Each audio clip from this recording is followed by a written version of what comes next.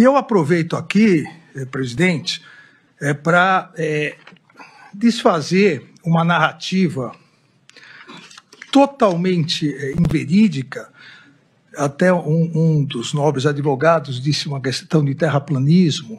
Aqui seria muito semelhante, se criou uma narrativa, assim como a Terra seria plana, o Supremo Tribunal Federal estaria condenando, abre aspas, velhinhas com a Bíblia na mão, fecha aspas, que estariam passeando num domingo ensolarado pelo Supremo Tribunal Federal, pelo Congresso Nacional e pelo Palácio do Planalto. Nada mais mentiroso do que isso, seja porque ninguém lá estava passeando, e as imagens demonstram isso, seja pelas condenações que eu peço para colocar para facilitar.